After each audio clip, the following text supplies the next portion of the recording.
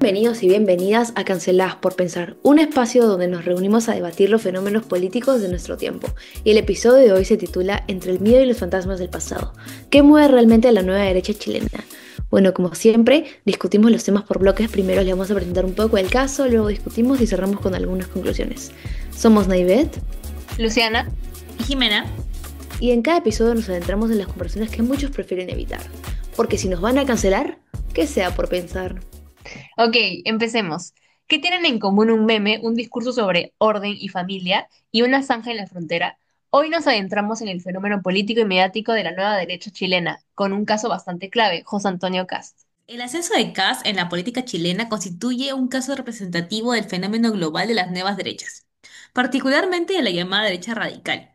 Este fenómeno se caracteriza por su adscripción formal a la democracia electoral, pero con un rechazo explícito a sus componentes liberales, como los derechos de las minorías, el multiculturalismo y la separación de poderes.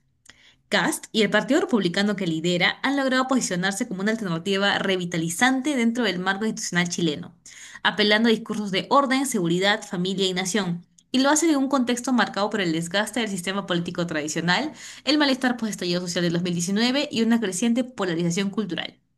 Su proyecto ideológico se articula en torno justo a esta narrativa de decadencia civilizatoria, que responsabiliza al igualitarismo, la corrección política y el progresismo woke de una supuesta pérdida de valores esenciales.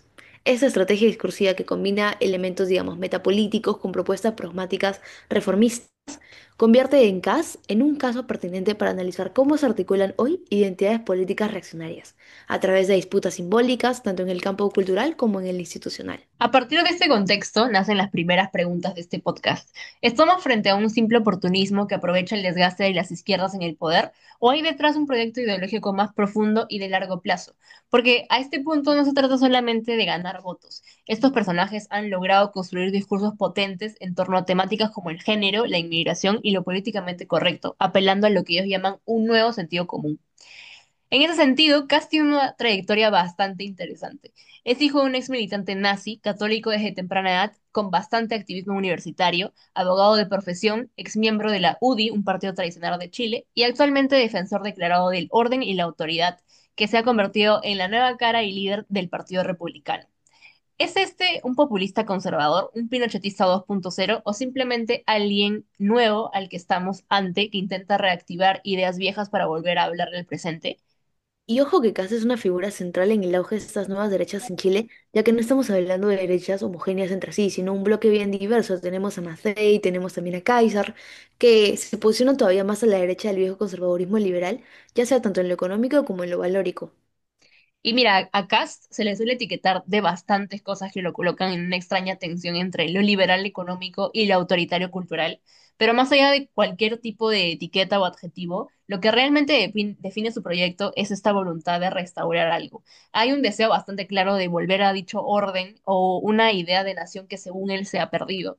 Y este estilo de retórica ya lo hemos visto y lo conocemos bastante bien en figuras como Trump, Bolsonaro o Abascal porque todos ellos recurren a esta estrategia populista de derecha que combina un nacionalismo excluyente con una retórica de anticorrección política. Y esto lo hace, y bastante interesante, es ante una construcción del enemigo que puede ser externo o interno. Y si hablamos de enemigos, hay uno que aparece con fuerza en el discurso de Kast, el inmigrante.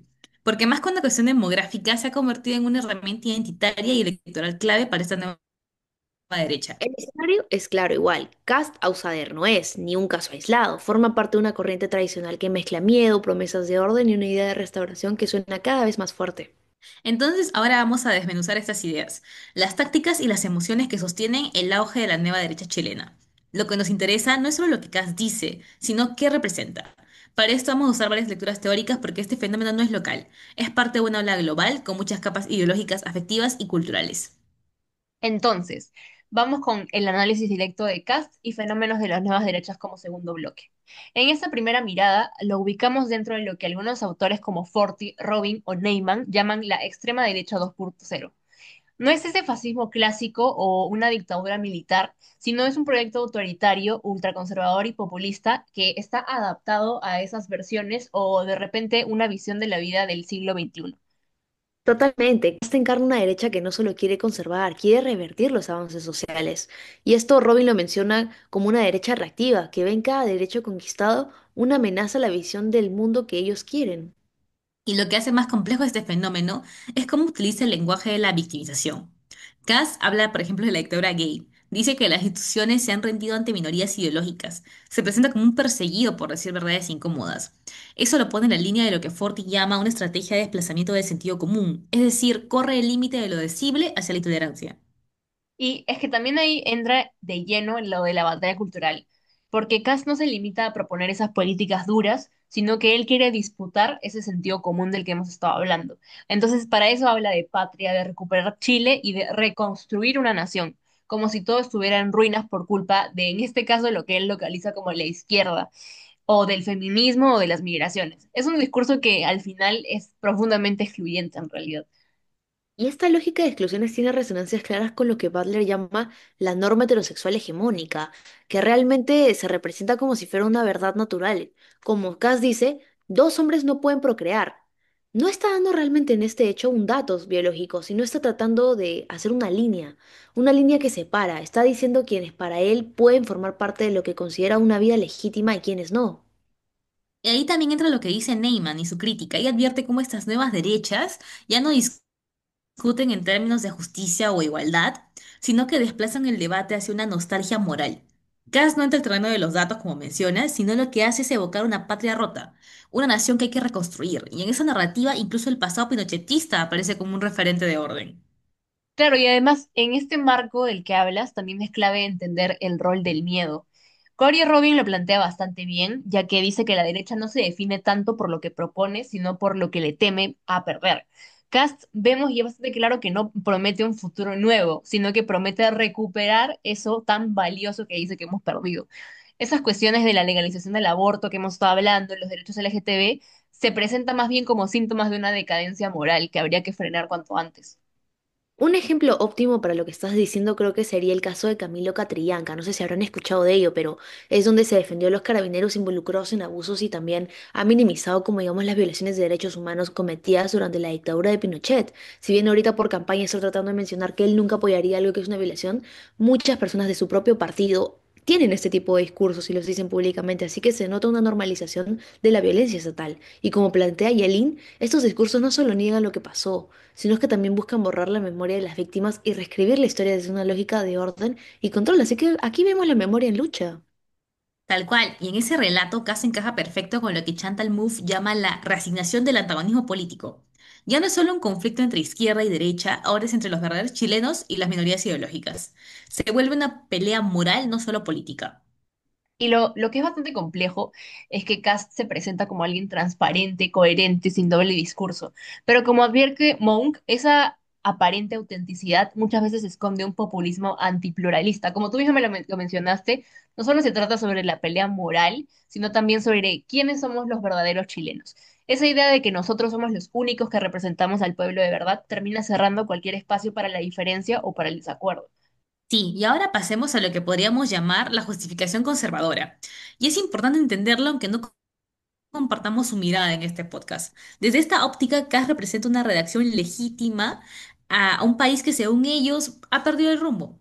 Y este relato del progresismo lo ha hecho bastante visto como algo lejano, elitista, más enfocado en las causas identitarias que en las preocupaciones del día a día, que plantean como seguridad, migración y trabajo. Ahí es donde Cast entra con fuerza y capitaliza bastante cosas, ofreciendo orden, reglas claras y apelar a eso que se llama el sentido común. Lo que mencionas es el rescate cultural que él plantea. Lo que para la izquierda es un retroceso, para su electorado realmente es una reconexión con lo nacional. Sí, pero acá también hay una crítica implícita y a veces también explícita a una izquierda que habría fallado en gobernar. Por eso frases como la izquierda ya tuvo su oportunidad y no le echó bien resuenan. Hay una memoria selectiva, pero también un diagnóstico emocional fuerte, ¿no? Un miedo, una inseguridad y hasta un hartazgo político. Y algo más, también habla sobre esta coherencia ideológica, ¿no? Lo que para nosotros quizás está en disputa o lo que los demás también consideran bastante controversial, ya que genera bastante admiración, incluso fuera de su electorado. Al decir que no se esconde, que dice lo que piensa, aunque sea un poco polémico, para un sector de la población es preferible ante una ambigüedad política que se vive en la actualidad. Bueno, habiendo discutido todo esto, es momento yo creo que aterrizar ya las discusiones y las conclusiones en este bloque 3. Bueno, las tensiones entre estas dos posturas ideológicas configuran el campo de batalla política y cultural, influyendo profundamente en la percepción de la realidad y en los proyectos de la sociedad. ¿Y cómo se manifiesta esto? Bueno, primero, el discurso de Kass y la derecha radical exacerba la división social, creando un antagonismo fundamental entre el pueblo puro y la élite política corrupta, o entre la gente de bien y aquellos que desafían el orden tradicional. Esto refuerza un imaginario colectivo de conflicto constante y la necesidad de un orden autoritario. Y por lo menos creo que para este segundo pilar es bastante clave la idea de que la izquierda ganó la hegemonía cultural. Frente a esto es lo que Kass propone como la derecha radical, la que lanza la contraofensiva. Y como señalan Semán y Stefanoni, logran capitalizar la indignación social y se posicionan como la nueva rebeldía. Entonces, así es como finalmente le disputan a la izquierda un terreno que antes le era propio, con una estrategia que incluye incluso desde la plebeización en su base hasta un uso bastante hábil de formatos masivos de comunicación. Y un tercer punto aquí también es la reapropiación semántica y la confusión ideológica. La derecha radical se apropia de términos de la izquierda como ideología o revolución y los dota de nuevos significados, generando un espacio que puede debilitar el discurso crítico porque lo despoja estos términos de todo significado histórico. Y es esta disputa por el sentido del pasado la que también es crucial y creo que uno de los últimos puntos es que la memoria se convierte en un campo de batalla. Mientras que la derecha se plantea como una que busca una memoria de salvación, que niega o minimiza esas violaciones a los derechos humanos del Estado, la izquierda y los movimientos de derechos humanos que lo acompañan luchan por una memoria crítica, plural y con vocación de justicia y reparación. Es esta disputa sobre el pasado la que es fundamental para la construcción de la identidad política de una comunidad y el futuro de la convivencia cívica. Y claramente todo eso se da dentro de un contexto de desgaste profundo de la política tradicional. Y ha quedado bastante claro en este podcast. Es que hay una desafección clara hacia los partidos tradicionales, una especie de normalización del discurso radical y lo que algunos autores llaman esta trampa autoritaria. Esa idea de que la única salida posible es a mano dura. Y es ahí donde figuras como Cast logran avanzar, prometiendo esas respuestas simples a problemas que son bastante complejos. Y eso al final es lo que erosiona ese espacio para una verdadera deliberación democrática. En resumen, el caso de José Antonio Caz no solo ilustra el auge de las nuevas derechas en Chile, sino que también es un claro ejemplo de cómo estas fuerzas generan y se benefician de profundas disputas ideológicas. Estas luchas se manifiestan en diagnósticos antagónicos sobre la sociedad, el uso estratégico de la batalla cultural y la memoria y la polarización de discursos que al final reconfiguran estos imaginarios sociales dominantes y desafíos para la democracia. Y quizás para ya cerrar con las preguntas, es crucial ver ahora o cuestionarnos cómo es que las sociedades democráticas pueden fortalecer sus instituciones y su capacidad de deliberación para evitar caer en las trampas autoritarias y las narrativas simplistas que polarizan. Y bueno, ya llegamos al final del programa. Precisamente el debate, ya saben, siempre está abierto. Los leemos en los comentarios.